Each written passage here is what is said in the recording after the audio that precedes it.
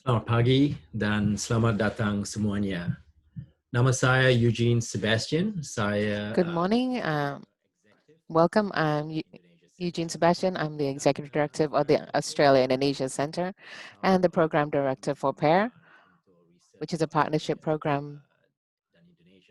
It's a research partnership program between Indonesia and Australia. I'm very happy to have all of you joining us in this conference. This is the first summit for the Australia-Indonesia Center. I'll begin by recognizing the Kuli Nation, the traditional custodians of the land where our office stands. I also recognize the traditional guardians or custodians across Australia where our participants are today. I pay respect to our ancestors in the past, in the present, and in the future.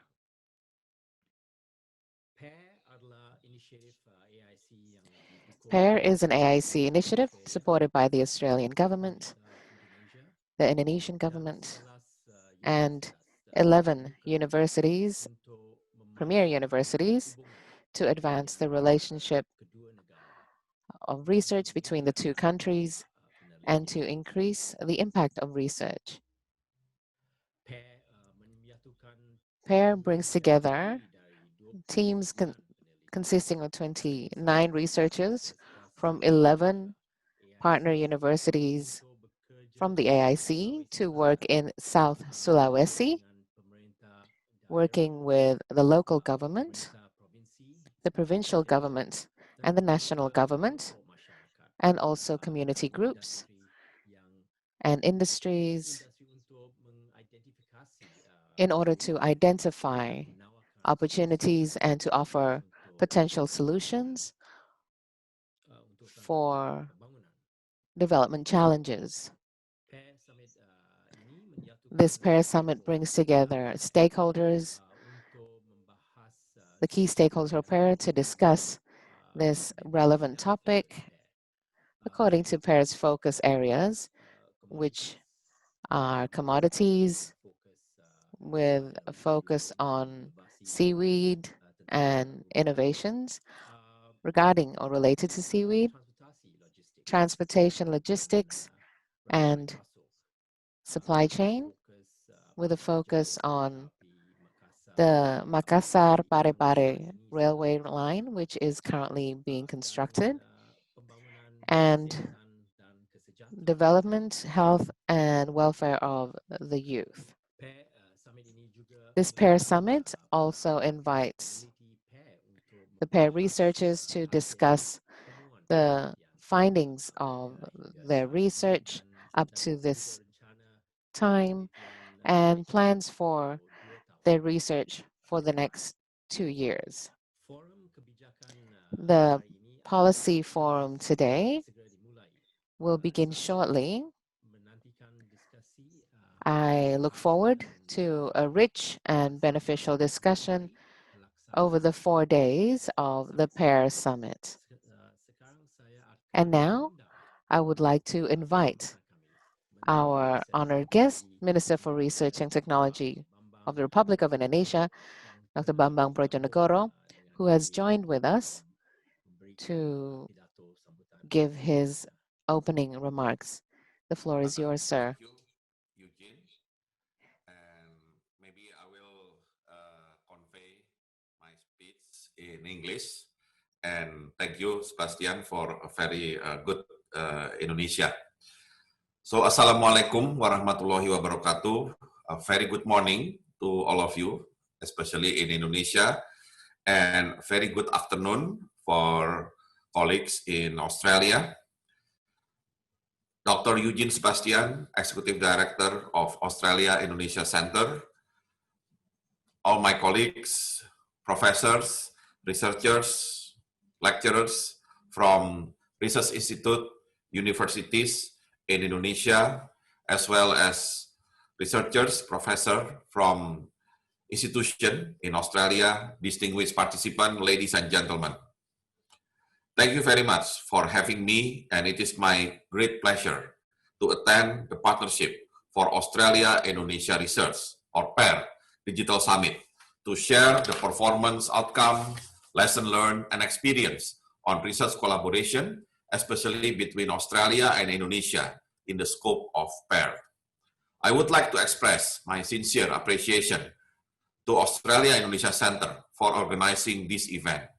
This event aims to strengthen the collaboration, transfer knowledge, and technology sharing between Australia and Indonesia.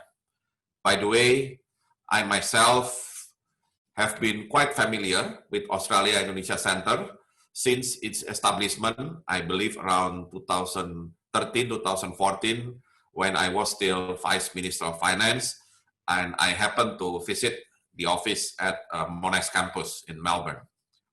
International research collaboration is identically aimed to encourage better technology outcomes to solve the current issue in a collective way, where it is supposed to have some principle or best practice to run the international research partnership, which require a sustainability of collaboration work, building trust, fulfilling mutual interests, progressively enhancing the national research capacity, and mutual respect. Indonesian government continues to encourage research collaboration through synergy and synchronization of triple helix between a government, academia, and industry, where the government acts as integrator for academics and industry, and there is still a gap between academics and industry, where academics do not know the demand from industry, and industry do not know what academics are doing in their research. Distinguished participants, ladies and gentlemen, the Law Number 11, 2019, becomes our foundation and views of the importance and strategy of national science and technology development through international science and technology cooperation. The law also requires that all national science and technology institutional elements have to carry out partnership in the implementation of science and technology to develop international science and technology networks, which are also obligatory to conduct transfer technology guided by a free and active foreign policy. The law also regulates some of obligatory principal needs to be implied by the foreign researchers, such as produce output which benefit the nation, involving the Indonesia science and technology human resources with equal scientific capacity partner, attach Indonesia's researcher name in any joint research output, transfer technology, submit the primary data of research, development, assessment, and application, share proportionate benefit in accordance with mutual agreement, and contrive a mutual transfer agreement in accordance with the physical and or digital material movement. Hence, the Ministry of Research and Technology, National Agency for Research and Innovation, has a mandate to facilitate and escort the international research collaboration as well as protecting natural resources. PAIR is focusing on 4 research topics. It is transportation, energy, water, and young people. The project began in 2019 until 2022, located in South Sulawesi, and this is just a beginning of the project that hopefully will support to achieve a better sustainable citizen-centric infrastructure, finding an affordable, sustainable alternative energy and water system, empower young people to pursue and fully contribute to the effort on sustainable development goals, and hopefully, through this project, we might find a new method to demote national social gap. The COVID-19 pandemic has shifted human need to be described by Maslow as basic pyramid, that is food, health, and soul peacefulness, which obviously give a bad implication on tourism, property, entertainment, creative industry, and small market economies or SMEs. Thus, by establishing this collaboration and commitment, is expected to encourage acceleration of national economic development and provide a positive impact to society, especially in rural area. Through this event, I hope we may implement a commitment to collaborate to achieve transfer knowledge, experience, mutual sharing, and benefit, and hopefully, together, we can pursue global sustainable economic development through the utilization of science and technology. Therefore, it is my privilege to present the Pair Digital Summit and meet all of you here. Thank you very much. Good morning, good afternoon. Assalamualaikum warahmatullahi wabarakatuh. Religious greetings, peace be upon us all.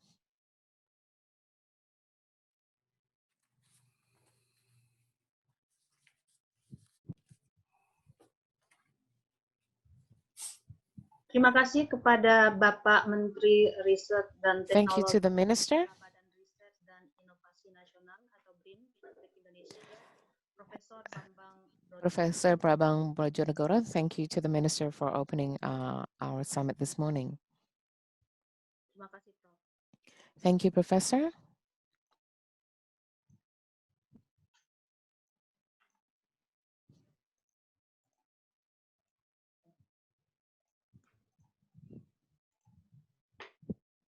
Assalamualaikum warahmatullahi wabarakatuh. Religious greetings, peace be upon us all. Good morning and greetings to everybody. Greetings to the Minister, to the Director, the Executive Director of Australia-Indonesia Center, to all the ladies and gentlemen of the panelists from the Seaweed Policy, to all the attendees. Welcome in the Policy Forum on Seaweed. This morning, we will be discussing policy on the seaweed industry for sustainability in Indonesia, specifically in South Sulawesi. This first forum will be followed by a research forum to hear our pair researchers provide an update. Distinguished guests, ladies and gentlemen, Indonesia is the third biggest producer of seaweed in the world, and South Sulawesi is the biggest producer for seaweed in Indonesia. At the moment, the PAIR program is focusing on South Sulawesi, and this is an interdisciplinary research. This is demand-driven, and the government of Indonesia has prioritized the development of the seaweed industry because its important role in poverty alleviation for the coastal community. I'm Dr. Hasnawati Saleh. I'm PAIR Research Coordinator in South Sulawesi. And first of all, I would like to greet our panelists. We have with us Dr. Yuda Sutiaji, Head of Agribusiness in the Coordinating Ministry for Economic Affairs in Indonesia. Pak Yuda, good morning, sir. Good morning. We have Professor Jamaluddin Jompa. He's the advisor for marine ecology to the Minister of Maritime Affairs and Fisheries, and he's also a research advisory panel member. Good morning, sir. We have Mrs. Sulkas S. Latif, former head of fishery office from the South Sulawesi province, and he led that office for 4 years and working in the seaweed sector as well. I would like to welcome Asdar Masduki, member of the Indonesia Seaweed Association. Good morning, Pak Asdar. Good morning. Thank you. I would like to first of all ask Pak Yuda from the Coordinating Minister for Economic Affairs in the food and agriculture sector, or agribusiness. The Indonesian government has issued the Presidential Regulation number 33 of 2019 regarding a roadmap for the development of the national seaweed industry. Could you briefly tell us about the content of this roadmap, sir? Very well, thank you, Ibu Nana. I'd like to greet the minister, to the panelists, and everybody. With regards to the President Regulation number 33 of 2019, this is a regulation issued by the government, which is a presidential regulation, which is a guideline for the stakeholders, meaning the relevant ministries, with regards to the development of the seaweed industry. In this roadmap, And this roadmap contains a strategy for the program and targets for the industry up to 2021. There is an action plan to be implemented with the relevant PICs.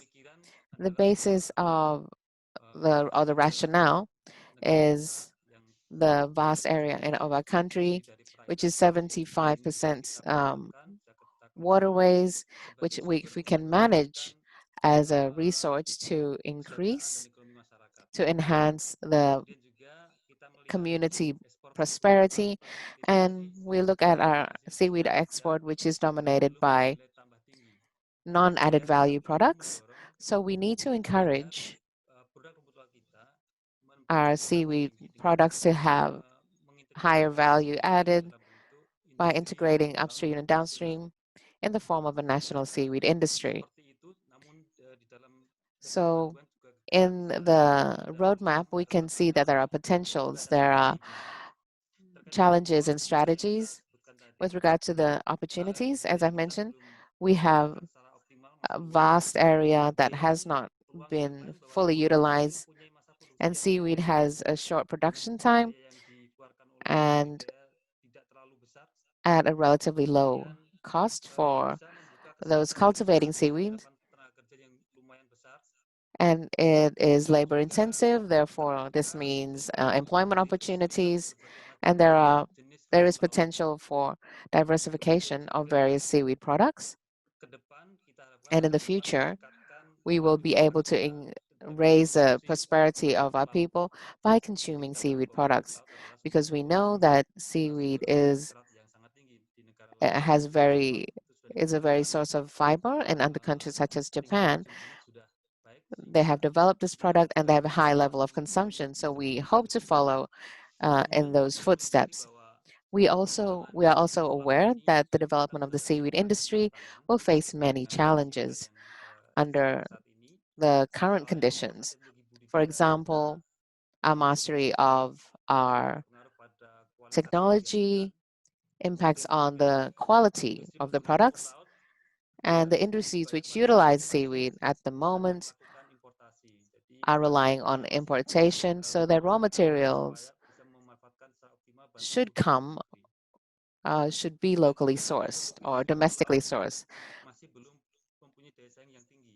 And the seaweed products are not as competitive as it should be, so we need to increase our competitive edge, and also investment and downstreaming of the seaweed products need to be increased. So this underlies the reason why we need to develop this industry together using the roadmap that we have developed and that has been issued by the government of Indonesia. And this involves all the stakeholders working in the seaweed industry.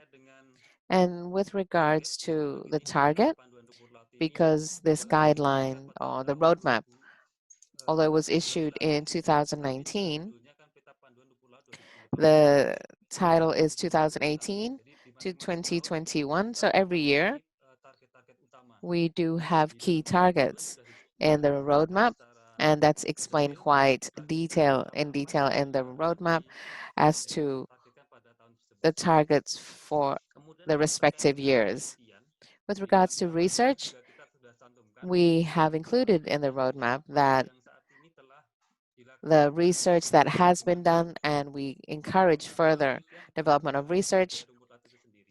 So this is about the cultivation, the condition, the contents of seaweed, utilizing seaweed as cosmetics for food, and research into the utilization of seaweed as organic fertilizer. So there's some different research scopes that have been identified and stated in the roadmap for further development. In addition, in the roadmap, it encourages the research into new varieties of seaweed as both interim products and finished products, both for national and global scale. So we are encouraging new species development and the development of the products, both interim products and finished products. So, Dr. Nana, that's a few of the provisions in the regulation and the targets we wish to achieve. Thank you, Pak Yuda, for your presentation. I would like to now go to Professor Jamal. Pak Yuda mentioned that we still need innovation, added value. I would like to ask Professor Jamal, with regards to the potential for innovation, can you comment and the potential for research and development, both in private and public sector, to strengthen this industry? Thank you, Dr. Nana. Thank you, Pak Yuda, for elaborating. And the concept and the roadmap is good. It's just a matter of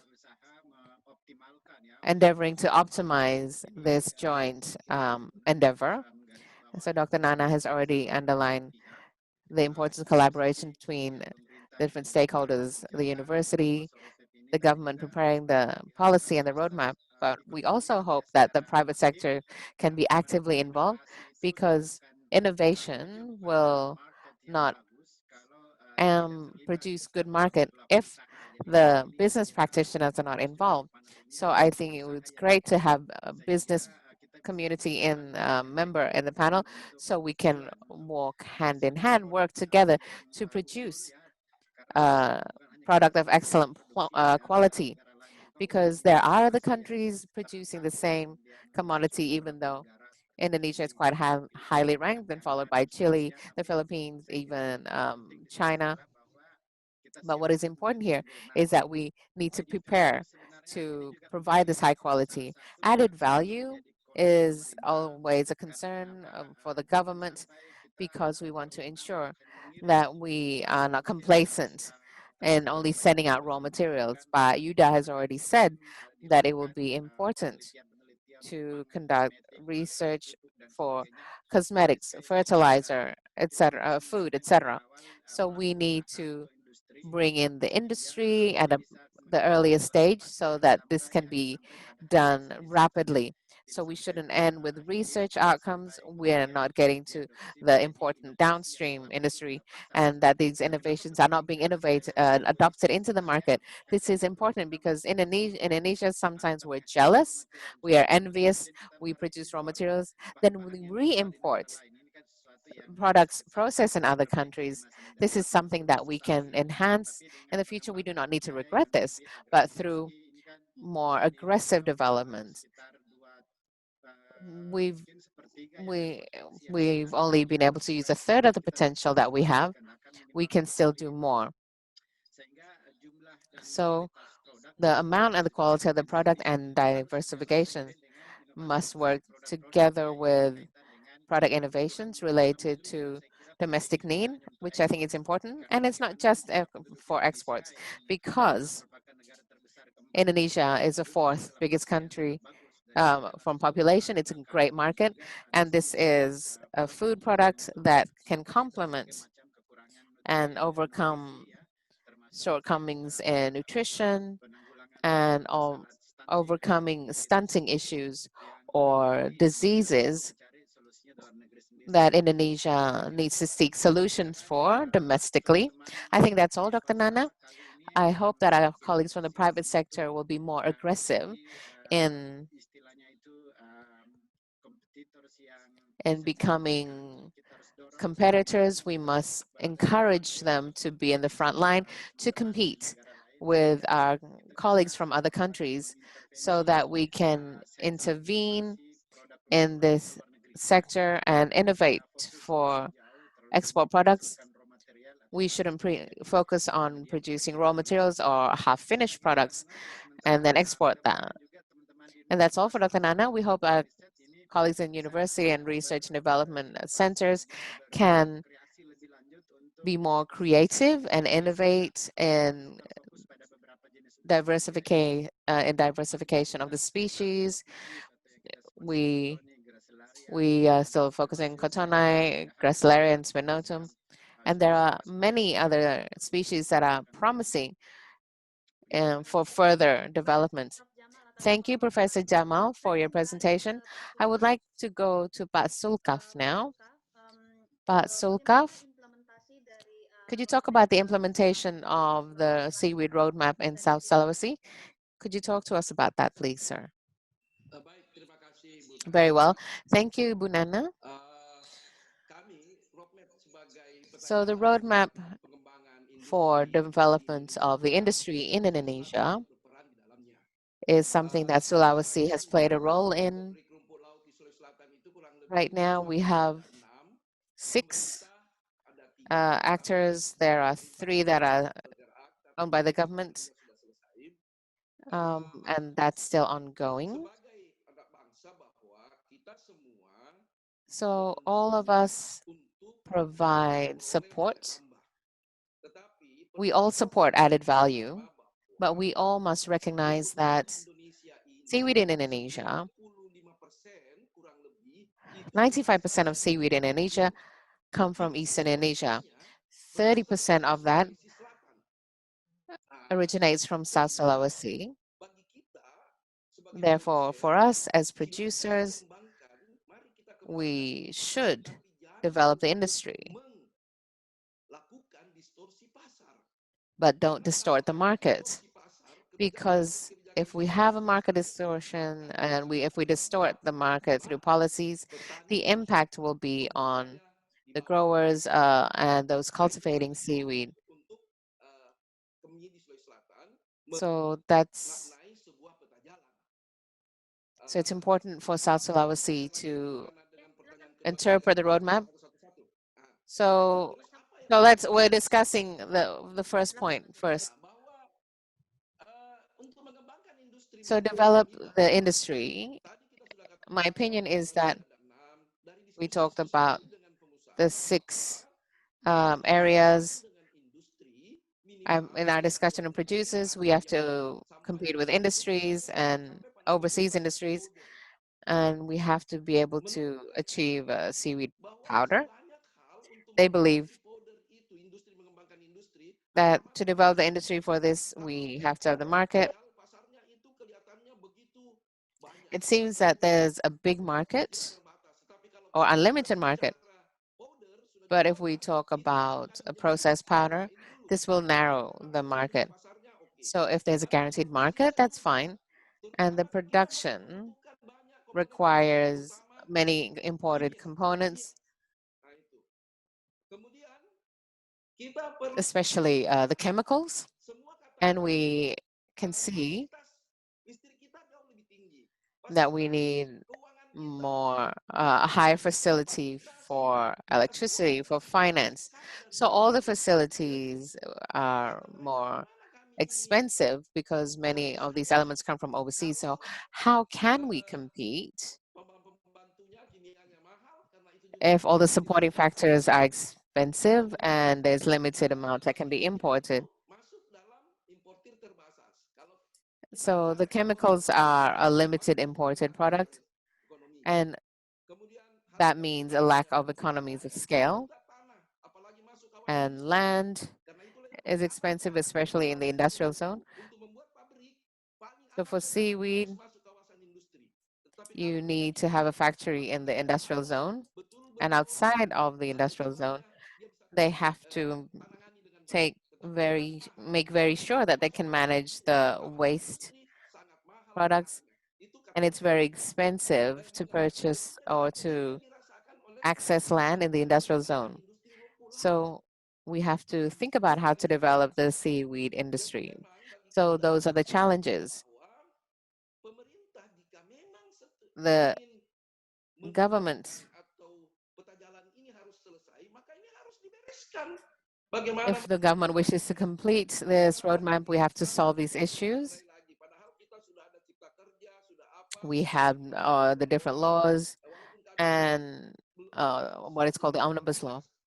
Even though I am not the head of the office anymore, but I am involved in discussion. There's a warehouse factory, a seaweed warehouse ready to export. They had all the proper permits, but there were questions on the environmental impact assessment. The understanding is once they're in the industrial industry, their environmental impact assessments, documents and permits would be already included in the industrial zone. But there were questions about this, so there's some disruption. So it's an industrial climate that needs to be developed.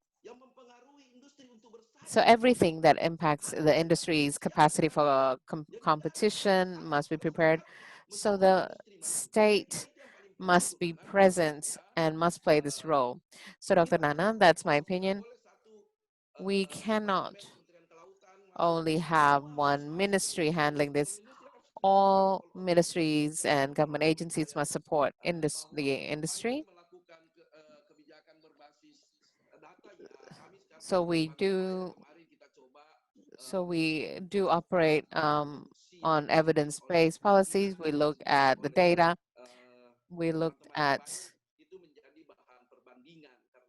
had data for comparison because we don't have the overall data. So once it's all combined, and if we arrange this better, I believe that we will be able to come up or generate a formula where we can all utilize this concept.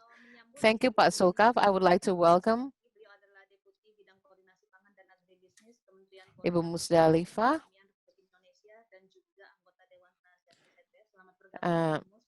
So we have Ibu Musdalifah Mahmud.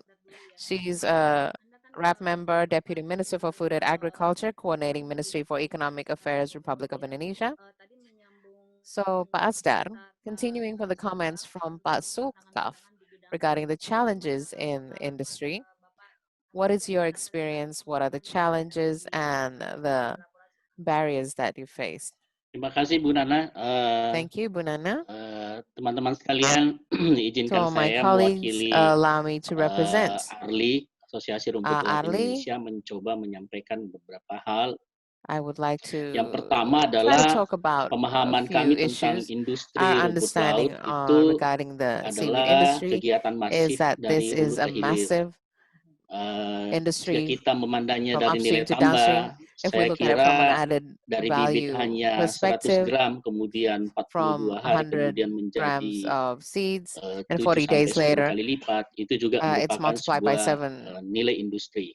10 to 7 Di times. hilirnya That's tentu industrial pohon value. industrinya semakin ke ujung semakin And besar, tetapi course, nilainya semakin besar, tetapi ujungnya going semakin menyempit. downstream, Saya the sangat value setuju is apa yang higher, but disampaikan it oleh is Pak Sulkaf, the market karena does beliau then narrow. beberapa I agree kali with Pak Sulkaf mendampingi kami because he has provided melakukan us with guidance. He's semacam accompanied us diplomasi ekonomi khususnya to rumput conduct laut economic di International Seaweed diplomacy Symposium di in beberapa international negara. seaweed symposiums in several countries.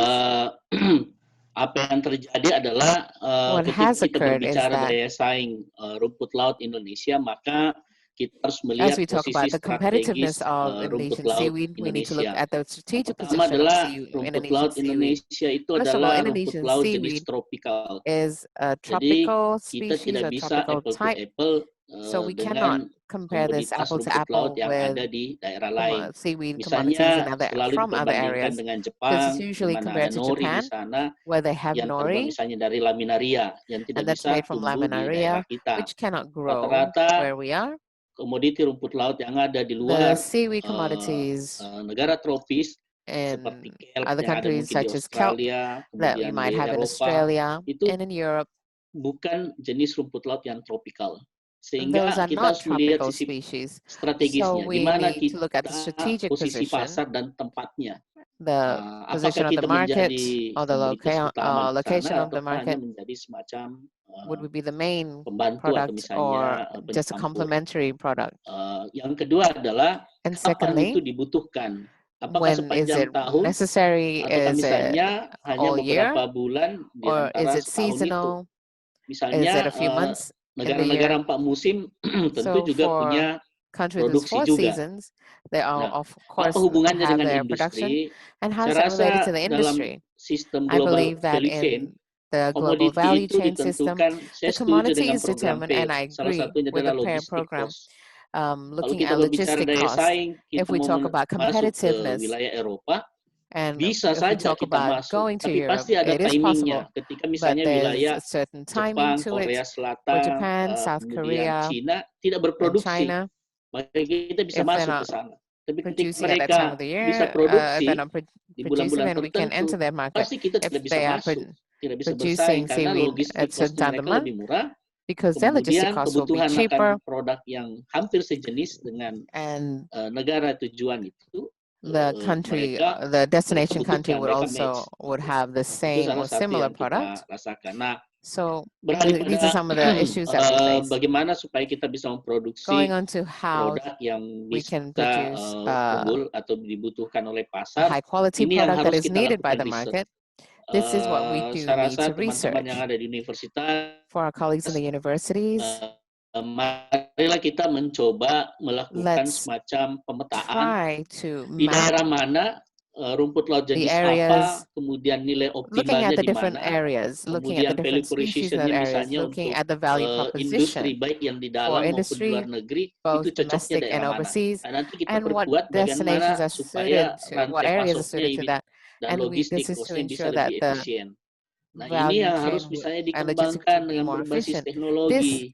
Bukan is what we need berarti to ketika develop on a didapatkan sebuah hasil technological basis. penelitian di satu tempat, It doesn't kemudian mean langsung that once we get research findings disebarluaskan in ke an area, seluruh then it should Indonesia. be Belum disseminated tentu across Indonesia. misalnya daerah It's not tersebut necessarily true that bisa the berdaya area saing dengan daerah yang would be able to lain. compete with other areas. Makanya ada Therefore, teman misalnya mengumpulkan we have a colleague membudidayakan di daerah trying to wilayah cultivate in a particular timur, area sangat in jauh. East Java, Logistik that's quite cost-nya, far. misalnya kita The berbicara logistic Papua, cost untuk sampai di Makassar for saja Papua atau to Surabaya, get to kasar dikirim ke China Papua itu Makassar Rp550 and per kilo. Jadi memang sending the sudah product to agak China is berat 550 dari segi rupees per logistik. kilo. So the logistics is a Walaupun challenge, misalnya although produknya sama, jadi mungkin dicari despite having the jenis same rumput laut product. yang bisa So you tumbuh would optimal di find, you should sana, find, yang nilainya lebih tinggi, walaupun misalnya dibebani even dengan though cost the tinggi, tapi masih bisa berdaya saing. if it's Jadi of a higher value, kalau misalnya despite ada logistic costs, 7 you would faktor still be able misalnya to untuk mendirikan get sebuah the proper industri yang margin. baik itu, So ya to mungkin develop a kita good mencoba industry, kira-kira industri apa yang cocok yang bisa kita we buat need di to look Indonesia, at yang the appropriate kira-kira kalau industry in bersaing Indonesia dengan tetangga kita that atau would be able to negara-negara yang compete with our neighboring mempunyai countries or produksi countries rumput laut yang that sama, kita masih also lebih unggul. have the Saya same lebih setuju kalau misalnya seaweed kita bekerja product sama Australia, that we karena would dia still lebih be dekat able to dengan compete. kita, I kita would bisa think that we could melakukan cooperate with Australia because kegiatan they're misalnya closer to us and we could exchange have an exchange of kerjasama di bidang pemanfaatan rumput laut ini. Ya, mungkin itu with Bu. regards to utilization of seaweed. Thank you, Asdar, for talking about the challenges and the potential faced by the business community. I would like now to move on to Ibu Mus. If I may ask you a question, ma'am.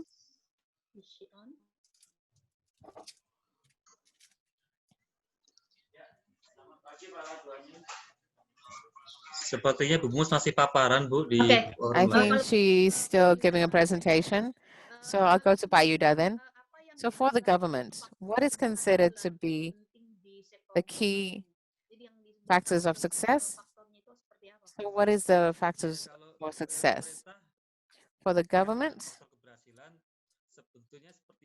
actually, as I said before, based on 2018 to 2021, we have key targets. So the key target for 2021, at the end of the roadmap, the main target is to be a global market leader for carrageenan industry.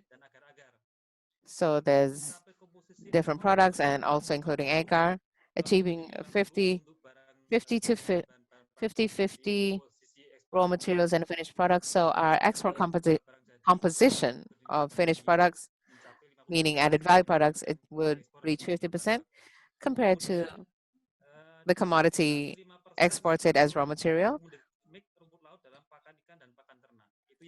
achieving a 50% mix and feed. So looking at 2018, there are several other targets, which is the basis for the achievements which are the indicators of success in the roadmap. For this year, we are planning for the 50-50. We're looking at research. We're hoping that for the next year, we hope that this will develop further and we can produce the 5 Ps of feed, pharmaceutical, cosmetic products, food products. So we have identified this, but some are still at the research phase and still at the preliminary development stage. Our export composition targeted this year, which is 60-40 between finished product and raw material. And this is still fluctuating. We achieved it in June, but perhaps it was down again in August. So we'll see what happens at the end of the year. And also our market penetration, which is 10% of the world carrageenan market. And it appears that for high added value products is about 7%. We are still discussing a body for seaweed development. So in 2021, there are more indicators. These are our indicators of success. Pak Yuda, we're under a pandemic condition. Are the targets being achieved, or has the pandemic had an impact? Yes, some targets has not been influenced by the pandemic, and in fact, because it seems that importer countries are also in lockdown, so a lot of our product was absorbed domestically.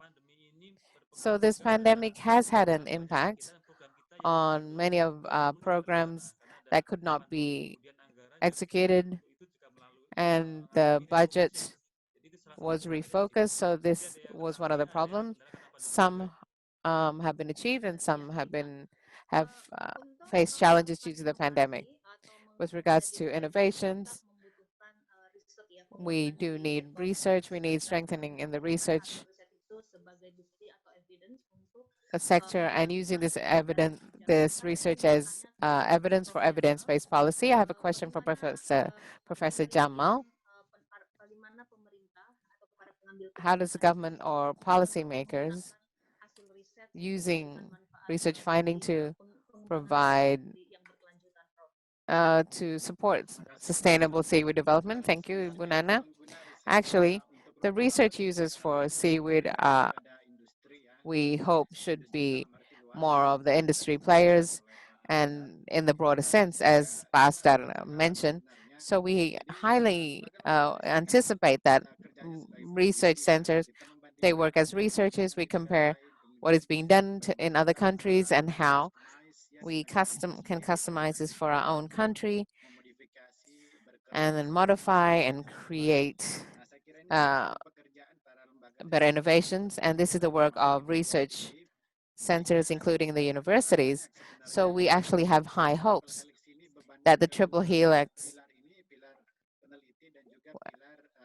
will have strong relationship between the private sector and academics. We would hope that the government would facilitate the process, as Pak Sulkam said. Policies which may overcome any barriers in the process, including permits, environmental impact assessment, logistics, transportation. I think this could be facilitated by the government.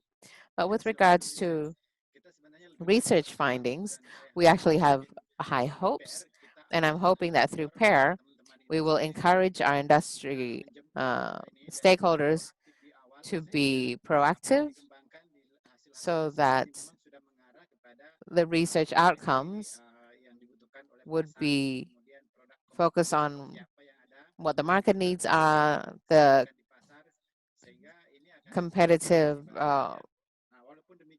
attributes needed to meet the market demand, and conducting blue sky research in the sense that anything that the industry and the government cannot utilize directly is still important to do, especially, for example, the need for proteins in the future. It's indicated that if we can meet the protein, animal protein needs, that's an issue. If we meet our protein needs through animal proteins, that's a challenge for climate change. And there are a lot of minerals and active content in seaweed. Seaweed also has a lot of other benefits.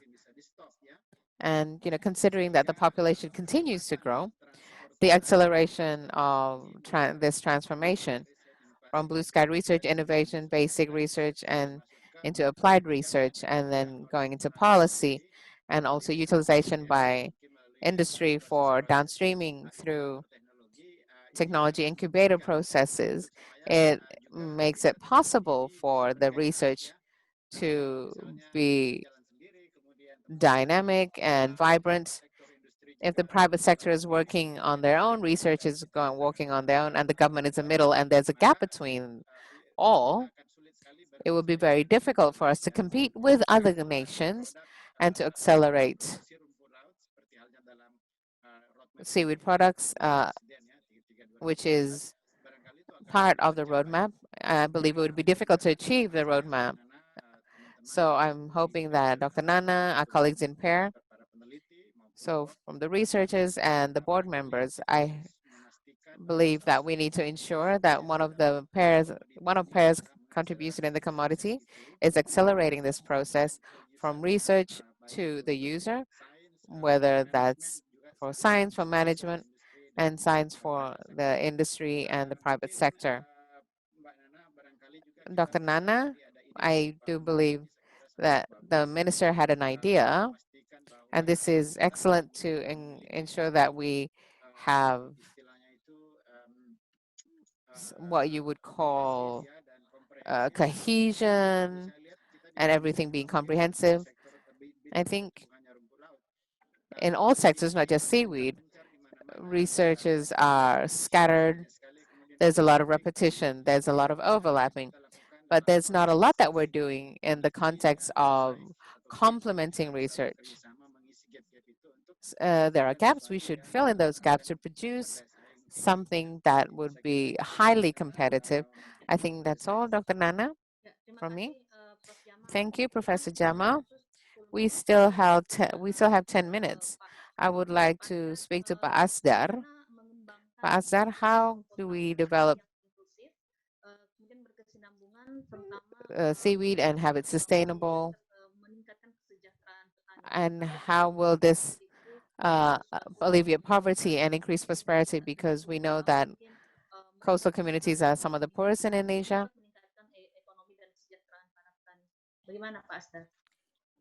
And Pastor, can you talk about that, please?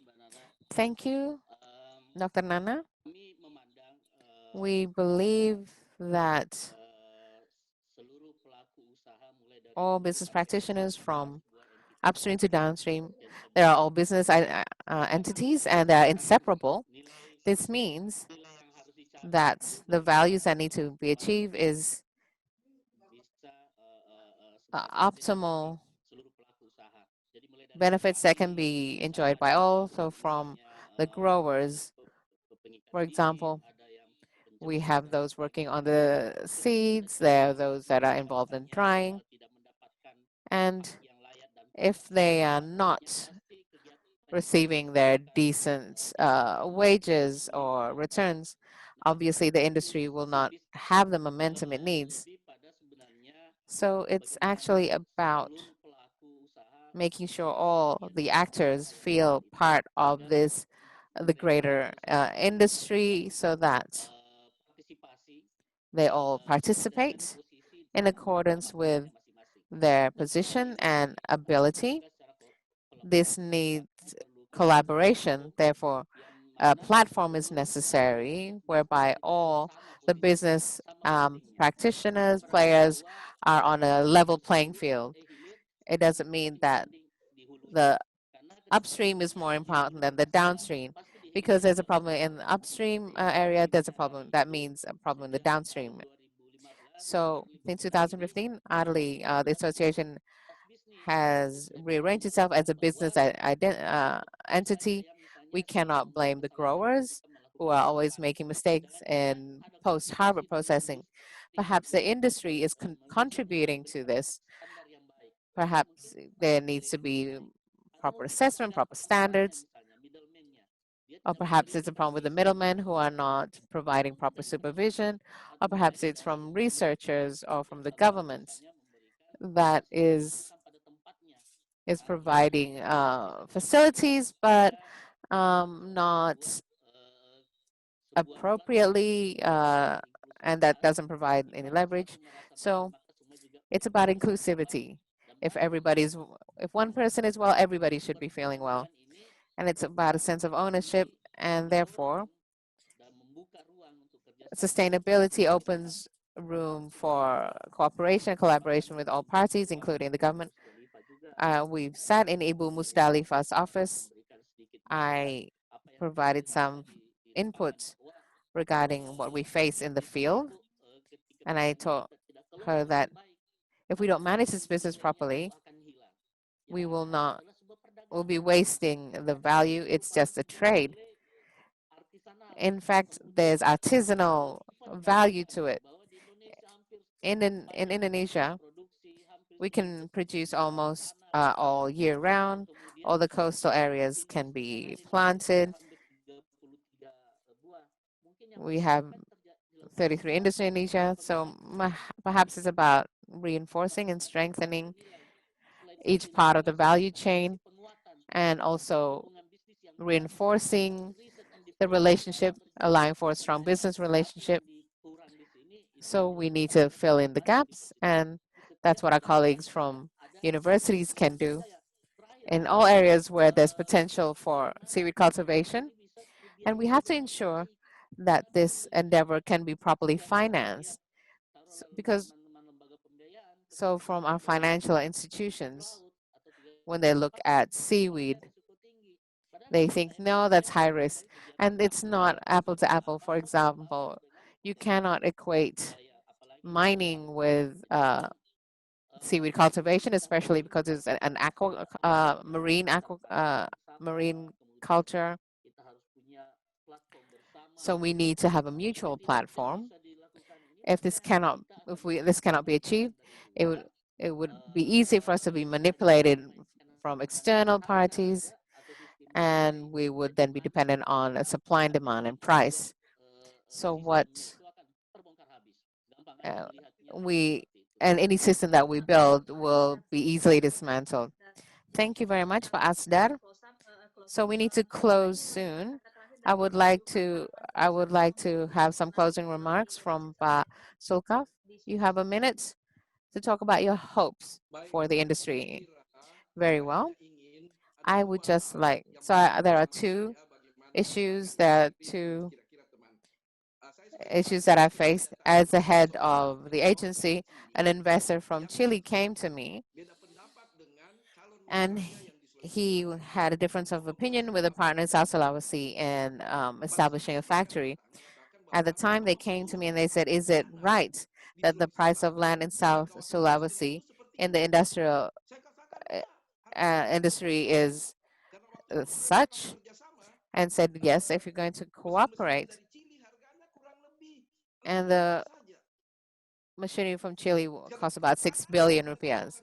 And the land in the industrial zone, which belonged to Indonesian business people, cost more than the machinery. They didn't believe it. They asked me as the head of the agency at the time, what if I open outside industrial zone? I said, that is possible. However, you would have to have strong waste management, because there are other industries that will not work in the industrial zone who purchase cheap land, and they might have not had any neighbors at the time, but within 10 years, there are a lot of settlements encroaching on them. And they could know they had to refurbish, or they had to do better with their waste management. So the biggest cost in Indonesia is land for industry, and overseas, the government provides the land. And so that's my first experience. Secondly, I had an experience that developing an industry is not easy. If the price of seaweed at the time, I don't know how much it is now. So if it's above 20,000, we're better off selling raw material. I think that's all. What I would like to say is that our hope as a producer of seaweed is that we should never have policies that distort the market. Let the market work between the industry and us, those cultivating seaweed or the growers. Pak Sulkat, we do actually have a lot of questions, but we are at the end of the available time. I would like to thank all our panelists today. So we do need integration between upstream and downstream. There's and overcome the challenges to develop sustainable ecosystem seaweed in Indonesia. Distinguished guests, ladies and gentlemen, our next session is a business forum and this will be hosted by my colleague, Ibu Helen Brown, and we will have a short break right now. Thank you. Religious greetings. Peace be upon us all.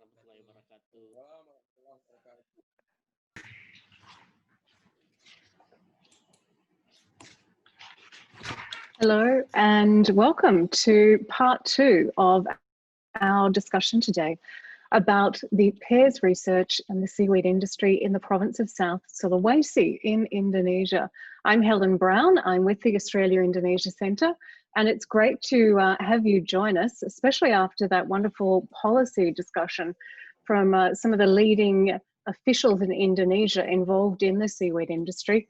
We're now going to get down to a bit more of the tic-tacs, I guess you could say, about how this research is being conducted and what they've found so far and what they're looking for in the future to fit into, as you heard, the roadmap, the national roadmap that exists for the seaweed industry in Indonesia.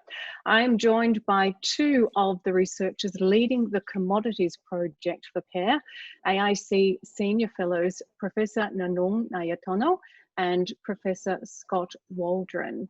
And we are taking questions. You can use the chat function. I've seen a couple of questions pop up. We will try and keep across those and hopefully get to them a little bit later on.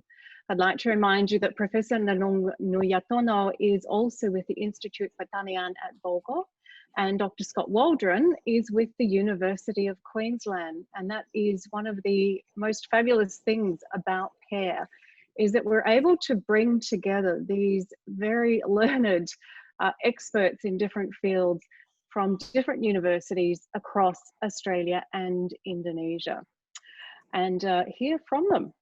So just a couple of opening remarks to set the scene. If you didn't already hear, that South Sulawesi has 20% of the production of seaweed, and this particular seaweed is used as an ingredient in many products such as cosmetics, very popular as a gelling agent in food.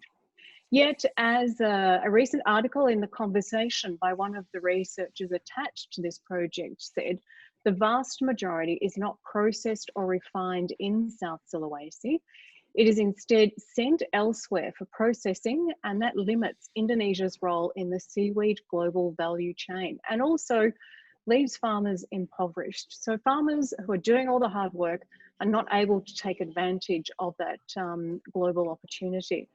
Now, there is a national plan to develop the industry, and pear is working with communities and households along the coastline in South Sulawesi to understand how the seaweed industry fits into their lives and community. If they understand that better, the aim is to then ultimately provide advice on the sustainable upgrading of South Sulawesi's seaweed industry. So to get things started, I'm going to put a question each to the 2 senior researchers just to also help understand their perspective of where they're coming from with this. And I'll start with Dr. Scott Waldron first.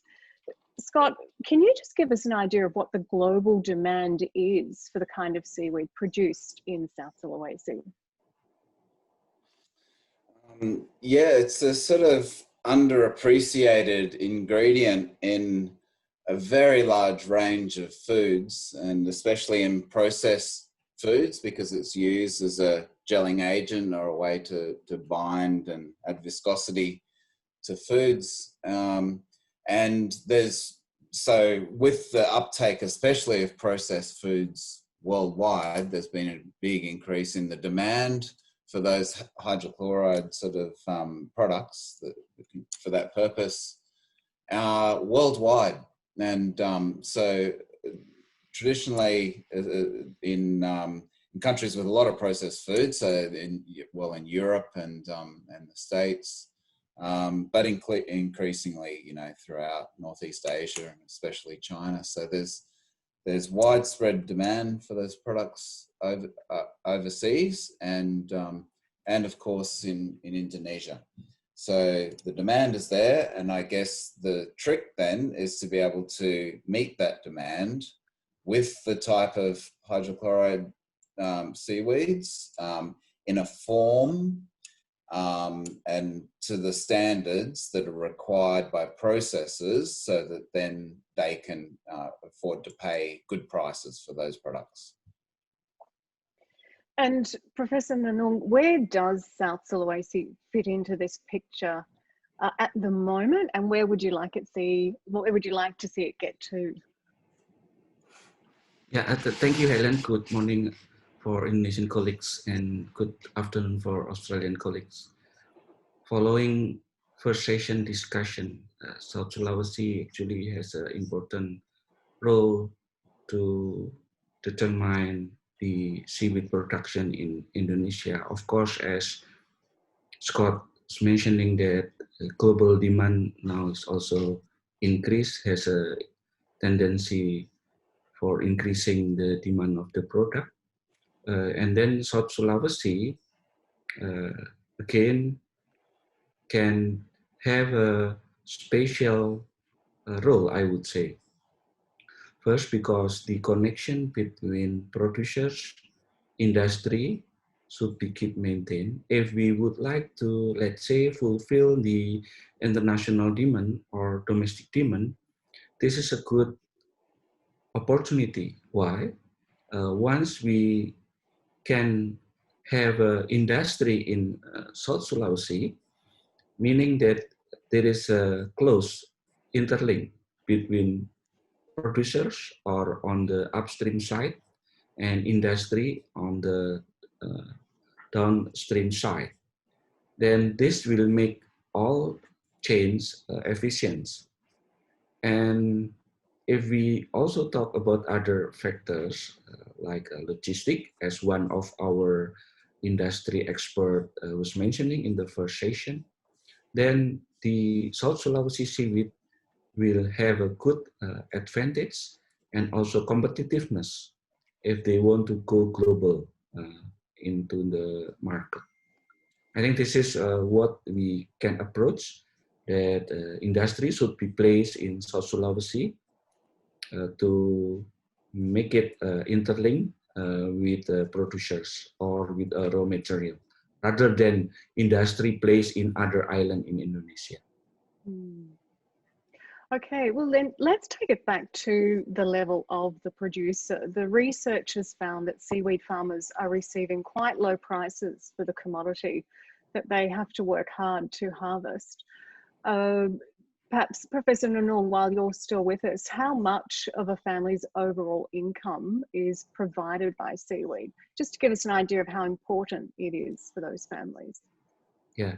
Again, before I answer directly about the number of, or about the amount of farmer receive from seaweed activities, we can actually differentiate different source of income of seaweed farmers, I would say. But of course, we can take a look on how much farmers or seaweed farmer get an income. Based on our field survey last year before pandemic, we see that the seaweed farmers, from the perspective of income and welfare, This can be seen from the household condition, I would say, and then from other factors. To me, that the seaweed farmers is quite have a good welfare compared to other type of farmers. Meaning that again, if we can still improve and increase price received by the seaweed farmers, then the welfare of the seaweed farmers will be improved. So this is also our challenge in our research. How can then we convince that seaweed farmers will receive high prices with a good quality? There is still some room for us to do so together with, of course, government and industry to improve the quality of seaweed, because this is the important step how we can increase the welfare of the seaweed farmers. This is my point, Helen. Thank you, Professor Nanong. So does that mean that one of the main drivers of getting a better price for these farmers is to improve the quality? Is that correct? Yes, correct. Yeah. Yes. So Scott, then going to you, can you just explain where the research is looking at in that direction, in how the quality now, why it is that way, and what you're looking at sort of in terms of evidence around how to make it, how to improve it? Yes, and that word quality is important, and I guess what is important to processors is well, first the content. So carrageenan content is important, but also in the form that it's delivered in. So there's a lot of issues with drying, so the moisture content of the product, and then contaminants, so the amount of sand and salt that the product has when it goes from the household through traders to processors. So if the processors are more certain about the characteristics of the seaweed that they're buying, then they're more likely to offer higher prices for it. But if they're uncertain about the seaweed, if it's all mixed together, contaminated, half dried, they're going to reduce their risk by offering lower prices. So the challenge then is how to work with households to be able to aggregate and prepare their seaweed in a form that the processor is interested in. That requires, whole of chain cooperation between the smallholders and the traders and the processors, which is one of the things that we're doing, improving the seaweed marketing systems in the proposed project. Where is most of the seaweed sold? Where does it go to? Actually, Professor Nanong has done formal sort of analysis on that. So, but let him answer. Yeah, well, it depends what you mean by seaweed, because there's raw seaweed, unrefined seaweed, semi-refined seaweed, and then a whole range of different products. So Professor Nanong might want to elaborate on that. He's got the data. That sounds great. Thank you. Yeah. I will give some more additional information related to this fact that actually Indonesian seaweed mostly goes to China. China is the biggest imported country of seaweed. So mostly we export to China. Then China process further of the seaweed, then re-export to Indonesia with more added product. And is that a country, for instance, that would pay more for better quality seaweed? Yeah, I think actually we can divide it into different based on our analysis, and we can simply look on the global trade data. Of course, there are different type of seaweed.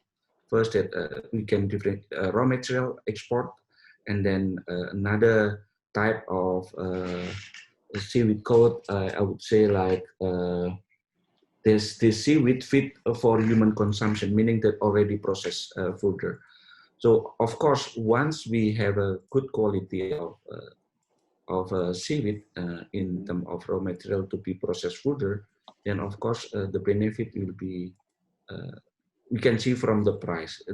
I believe that there is a different price for different quality of seaweed that can produce.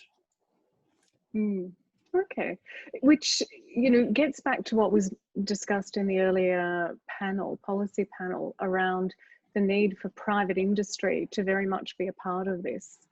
I guess, you know, to be a part of the research, but also to give the price signals.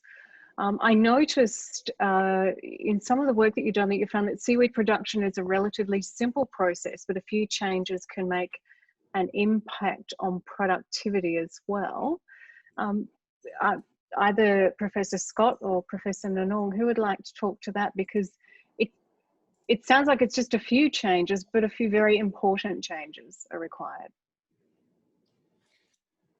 Yeah, I can comment on that if you'd like, Helen. It's yeah, I mean, seaweed production at a household level, you're right, can be straightforward, and of course the conditions in South Sulawesi are perfectly suited for seaweed production because of the natural characteristics, and especially because of the labour required, like to produce seaweed, it really only need to put in 2 to 4 hours a day and work around the tides, and it's very seasonal, so it has to be quite a flexible workforce to do that. And the South Sulawesi have a strong comparative advantage just in the labour structures there, and are able to produce, you know, good seaweed in large volumes. So South Sulawesi accounts for about 20% of the global carrageenan seaweed market, which is quite amazing.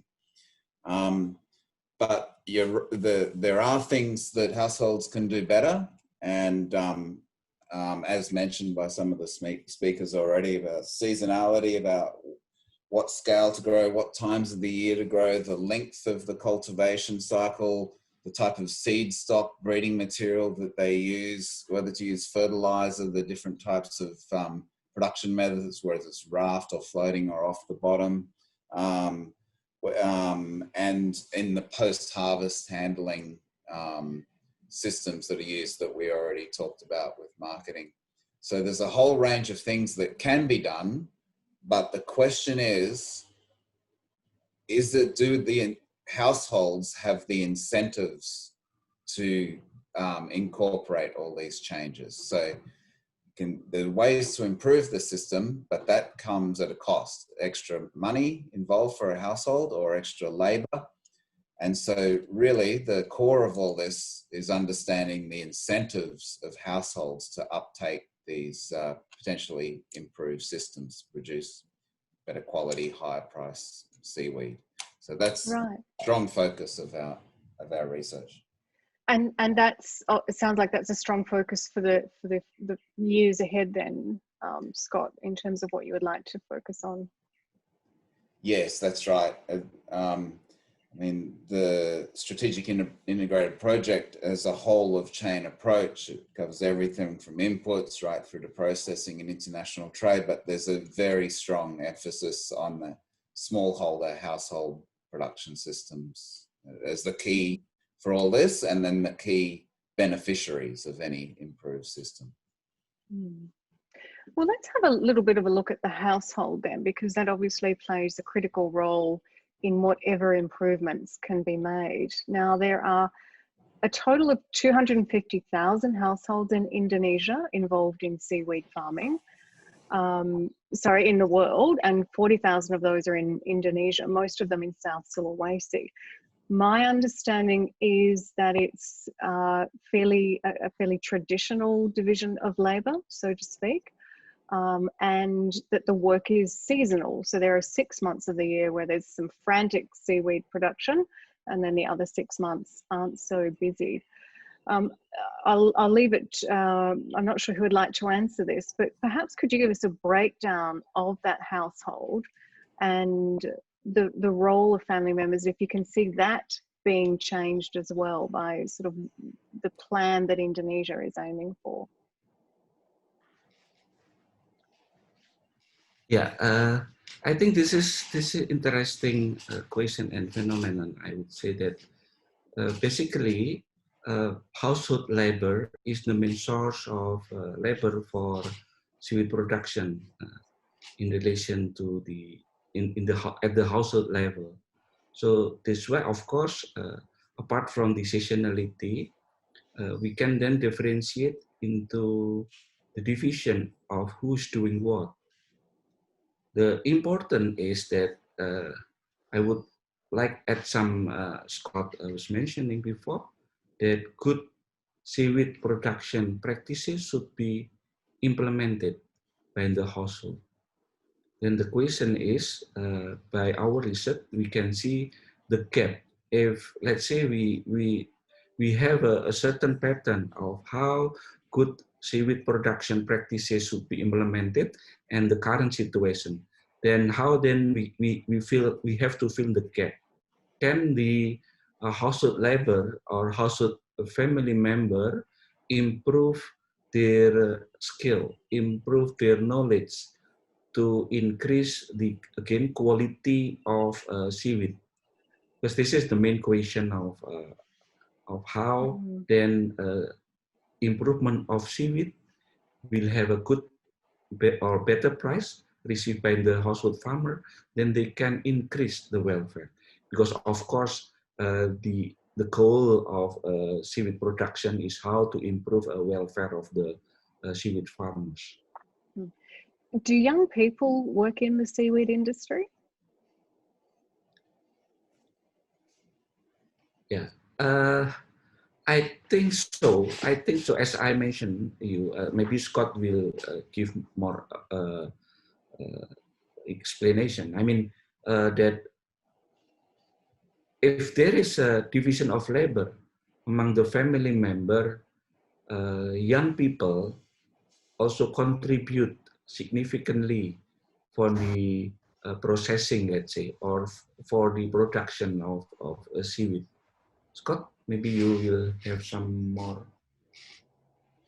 Yeah, it's a important question, Helen, and there's, as we just talked about, there's quite a lot of labor that goes into seaweed production, but it's flexible, and it's done really by the whole family. But there's a division of labor between different parts of the household. So we haven't looked at this in detail in Sulsel yet, but all the literature shows that men usually go out on the boats, especially if they're going fishing, and use motorized sort of equipment, and then work in the work on the lines. And women do too, as part of the cultivation and harvesting, but have a very big role in sorting through the ropes, cleaning, and reseeding and selling. So there's a gender issue, and then there's a generational sort of issues there, which are really interesting. And I guess in the main project, we're going to run a labor diary with the households, the communities that we're working in, so we can really understand exactly the use of labor. And I understand from comments like in the industry in Sulsel that Sulsel is probably similar to nearly every other developing country where young people prefer to work off farm if they can. So there's better incomes or more permanent sort of work off farm, and that's the way that labor usually goes in developing countries, and as it has in Indonesia, or like Professor Nunung can talk about that. And but the data that we've seen on seaweed production this year with COVID suggests that a lot of younger people have then returned back to the farm.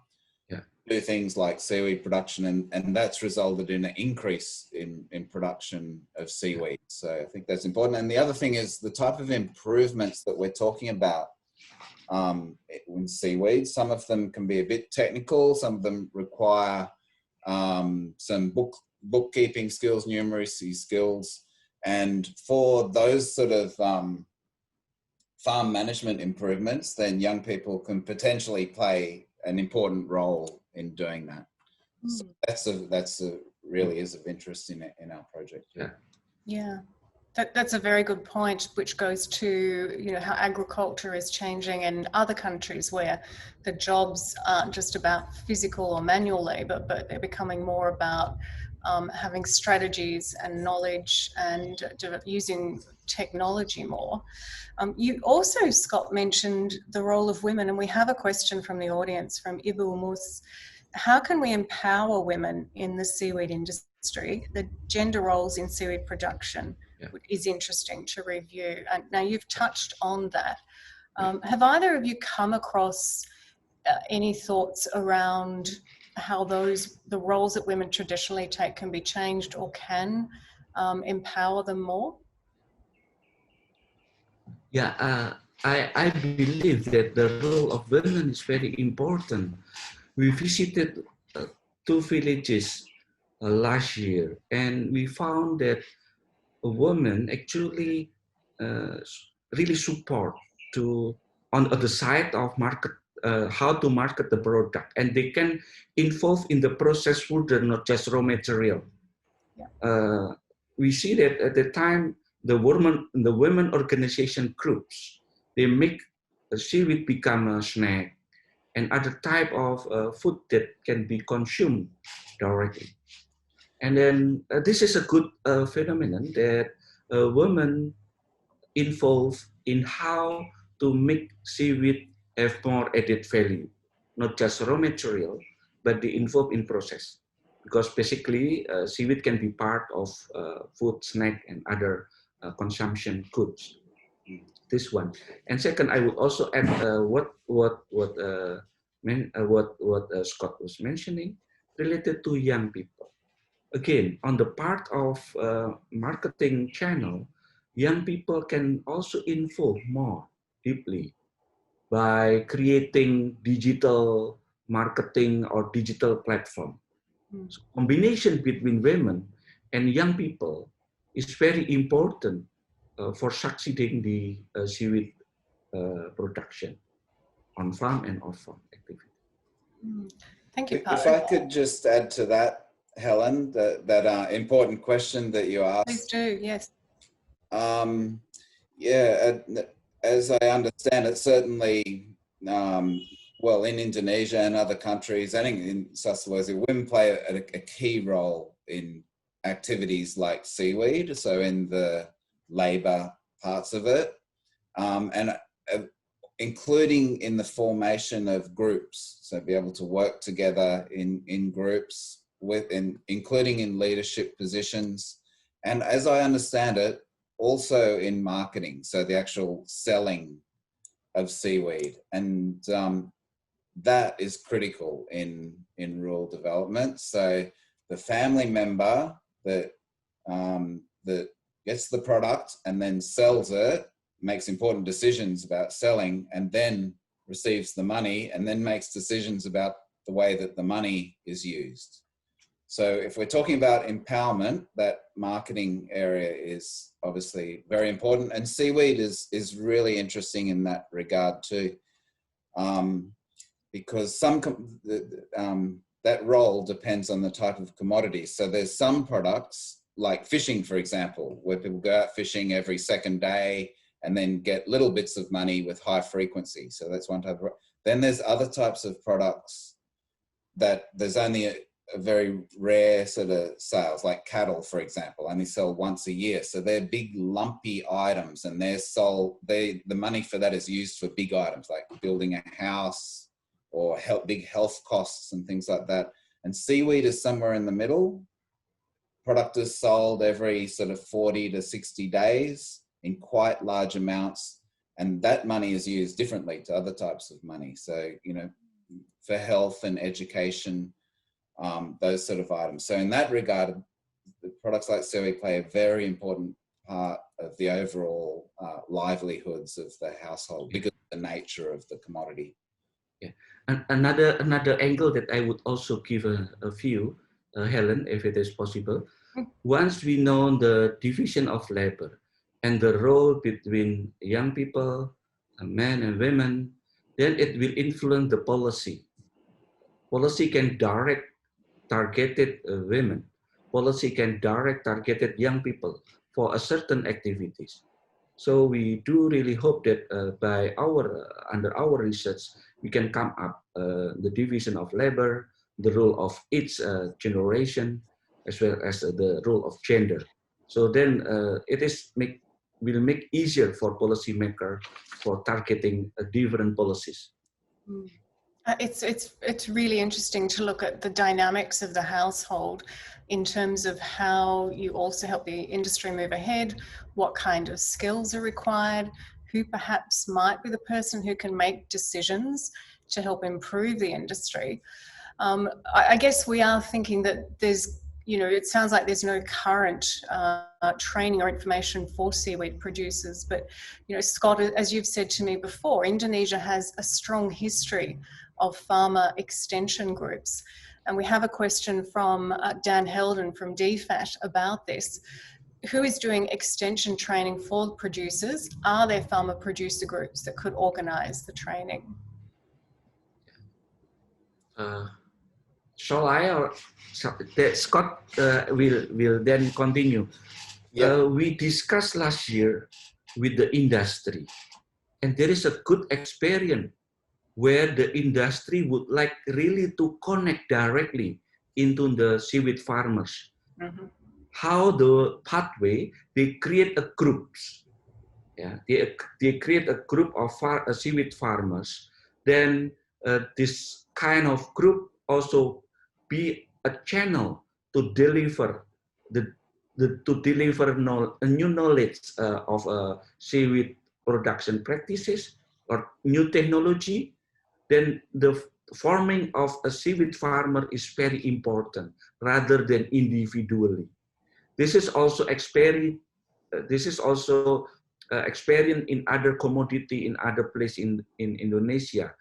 Forming farmer group is very important, and also will increase the tightness of the member of the group, or in the literature we say that social capital will increase by forming a group. Yeah, Scott? Maybe. Yeah, no, I agree, Nanong. And yeah, I've seen data before, and the visits that we've done show that there are a lot of seaweed groups in South Sulawesi, and Indonesia is generally very strong on that and forming kelompoks and groups, and they're quite active. And yeah, as you mentioned, Helen, Indonesia has a strong technical extension system. So within the Department of Marine Affairs and Fisheries, and within PPL, BPTP, there's a range of different institutions that have the technical expertise.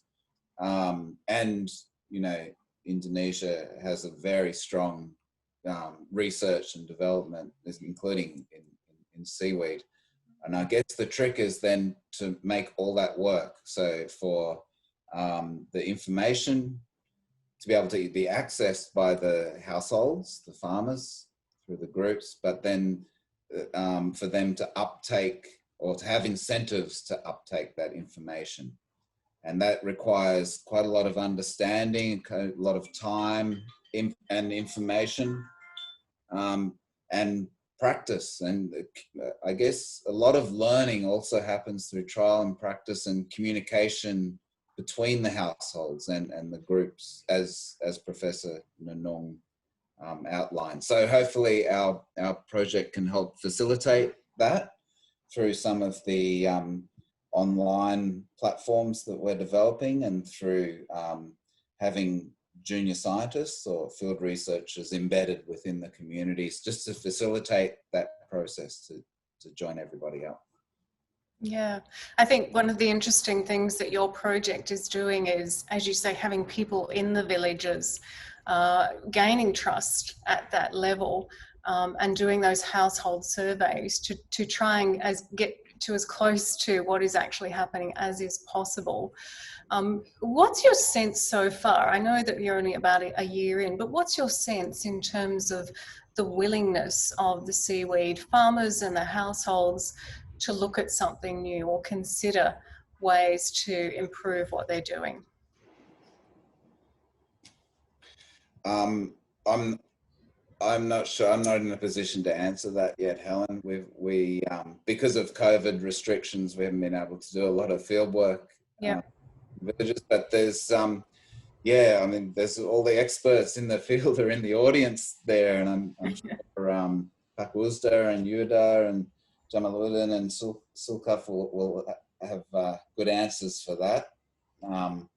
But certainly that's when our full project starts, the strategic integrated project will be looking closely at all that. Mm.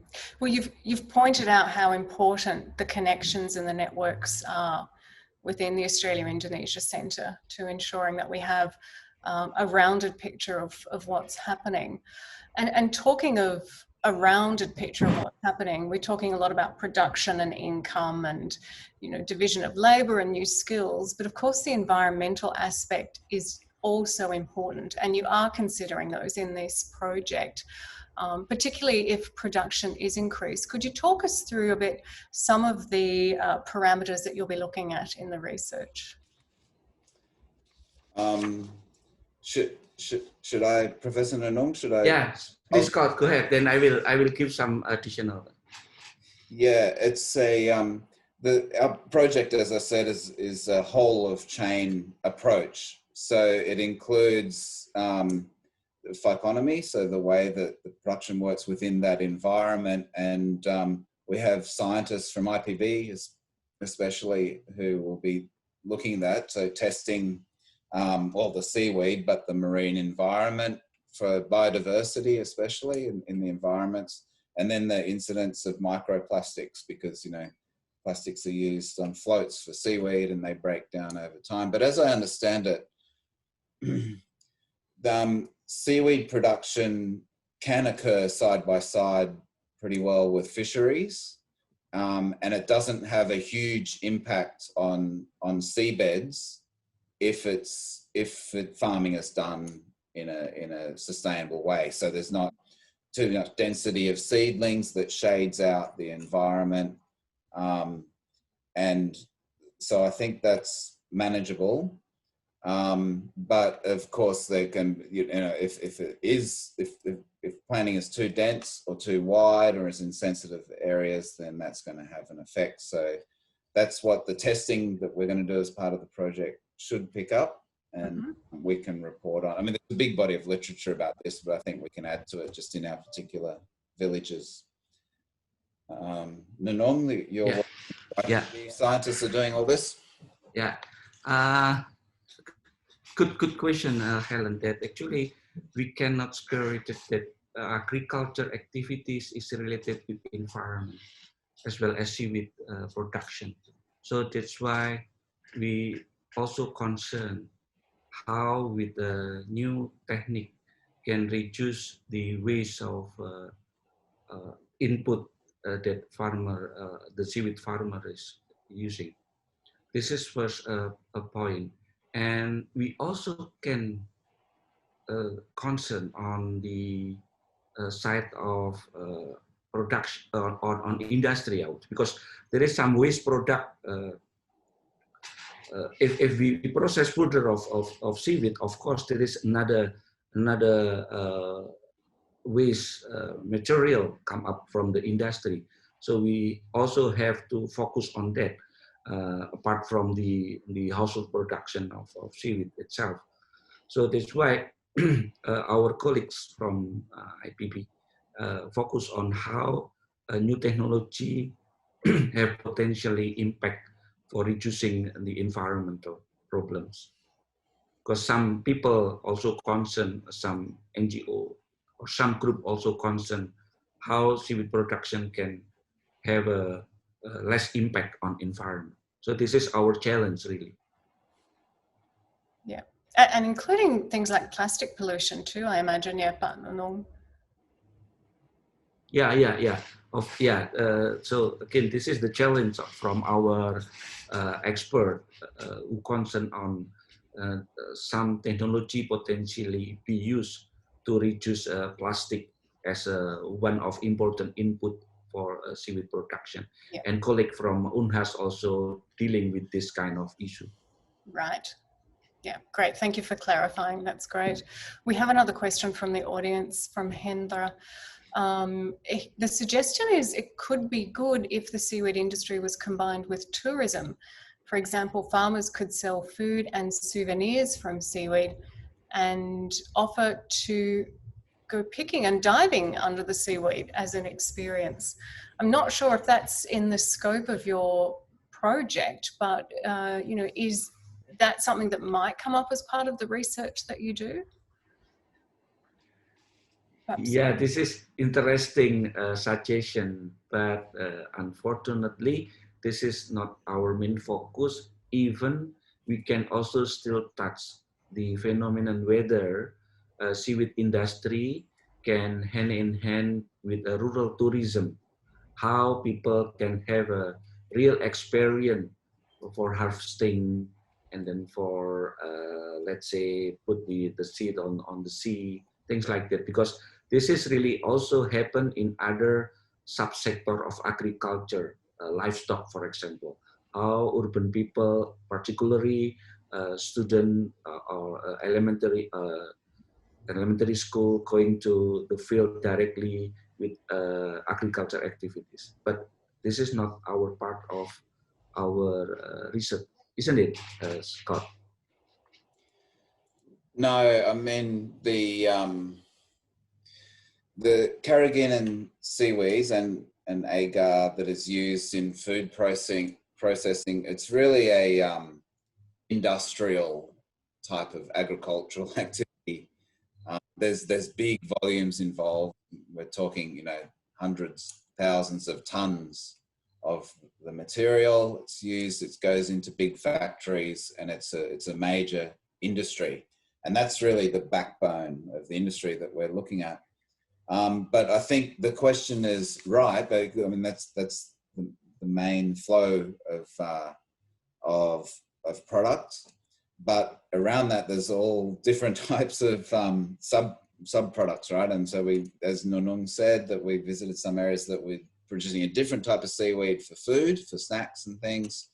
And there's probably all sorts of entrepreneurs out there within the villages or communities that can do all sorts of interesting things that them and that provides a different sort of livelihood activity for them. And so, yep, there's all sorts of activities, and anyone with brilliant ideas like that would be encouraged for sure to take them up. We have a few minutes left, and I'd like to just continue on that thread, Scott and Nunung, Professor Scott Waldron and Professor Nunung Yatono, about the role of private business in the seaweed industry. Now, this came up at the policy panel around the importance of ensuring that, you know, seaweed farmers and the research was integrated with business and looking at opportunities in the future. So could, do you think, a company from, say, Australia work with Indonesian seaweed producers, maybe to improve skills or develop new markets or new production techniques? And what is your assessment of, you know, the potential of this industry in terms of improving its business blueprint, so to speak? And maybe if I go to you, Scott, first, and Professor Nunung.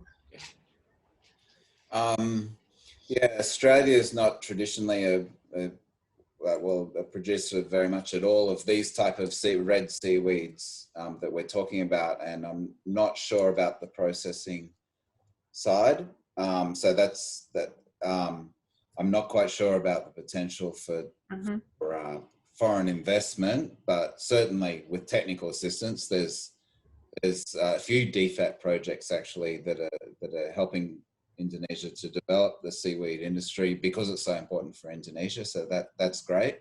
That's really good. But the broader sort of point about private industry then working closely, well, with the government, but with households is absolutely critical. And you know, the private or state processing companies want seaweed or the carrageenan seaweed in a particular form, and then they have to communicate that to the producers. So through literally sitting down and talking, but through a whole range, through technical standards, for example, and grades. And that requires a lot of work and understanding to develop those relationships, and getting that right is perhaps like the key to upgrading the overall industry that all of our speakers in the policy panel talked about. Yeah. Thank you. Yes. Professor Nanong, your thoughts? Yeah, thank you.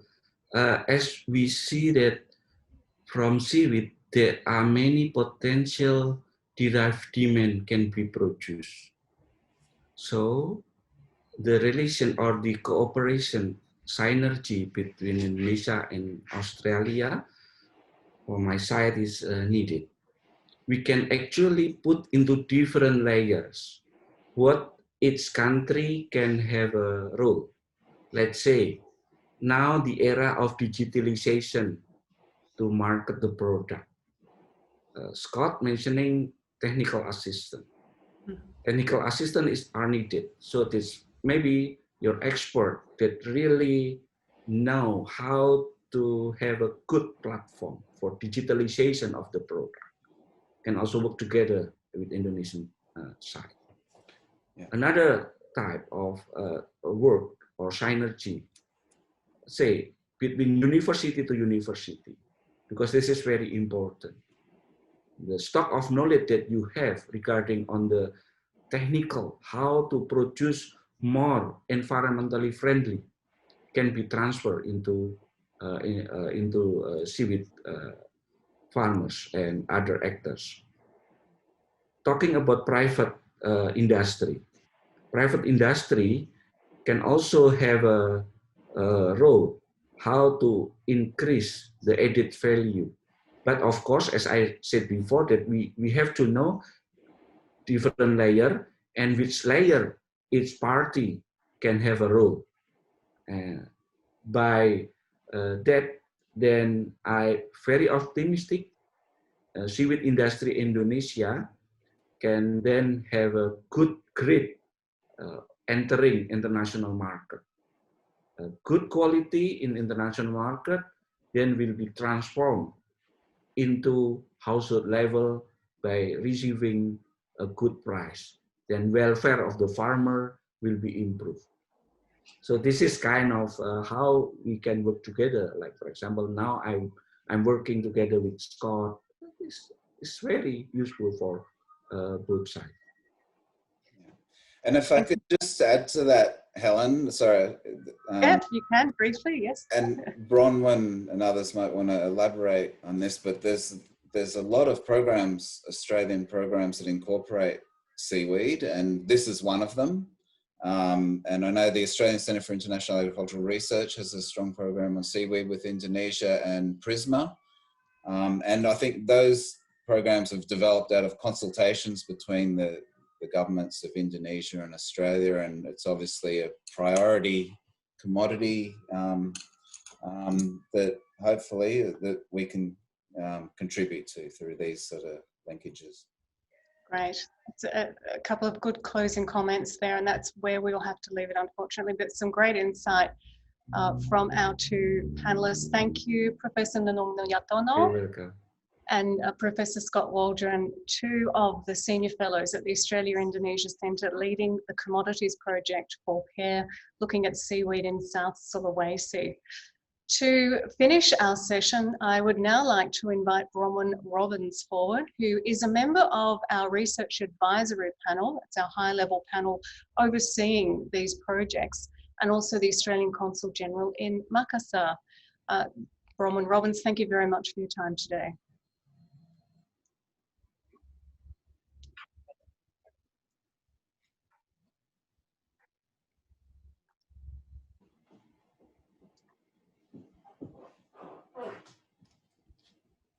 Terima kasih. Bapak Ibu yang terhormat.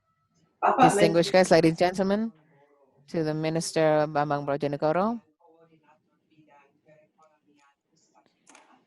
Ibu Musdalifa, the Executive of SIC, panelists for seaweed policy, to our professors, researchers, and lecturers, ladies and gentlemen, I am honored to given the opportunity to say a few words to close this session about sustainable development in the seaweed industry.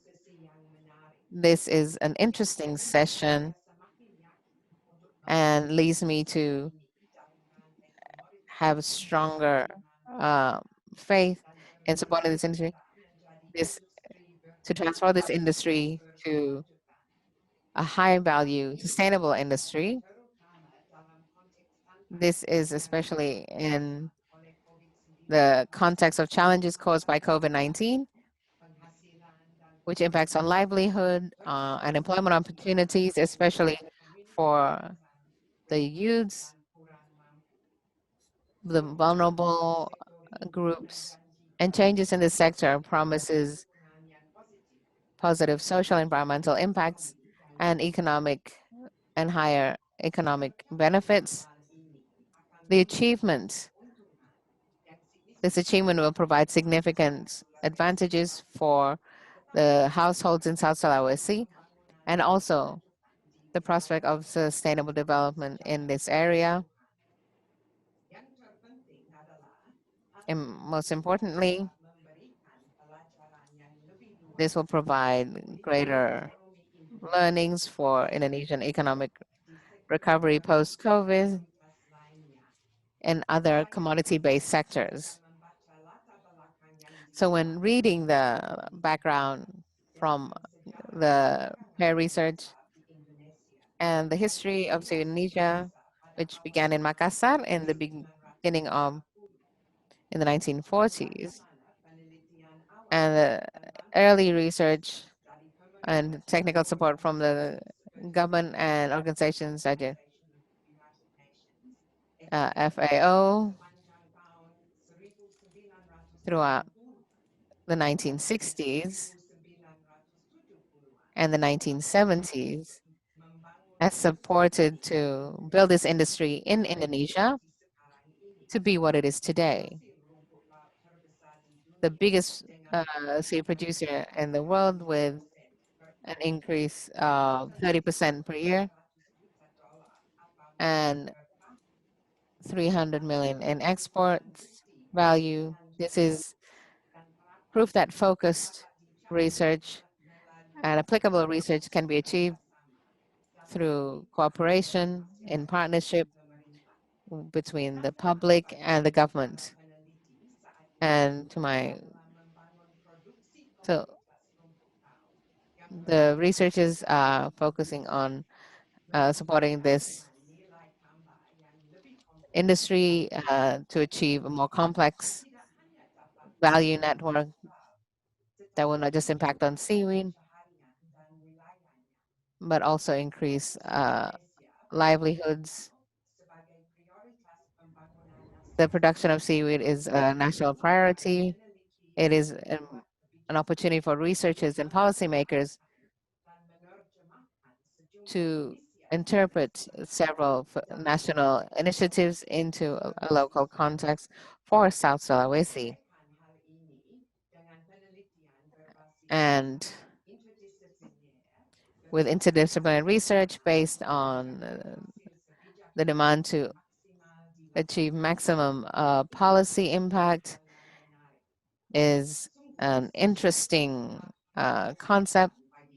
It is enlightening for me to hear the initial research findings to date and plans for the future regarding how Indonesian researchers and Australia can work together to encourage research finding to inform policy. I look forward to hear more about further meetings about the early findings in all 4 focus areas in the pair research, which includes skill development for youths. I have no doubt that the world-class researchers who are here, and including the high-level government, and with clear demand for better development outcomes, that we have all the components necessary for success, mutual success. Thank you to the government of Indonesia, to my fellow RIP members and the pair researchers, and thank you for your kind attention. On behalf of the government of Australia, we all hope that we will be able to monitor the developments of the pair project towards important and integrated research. We hope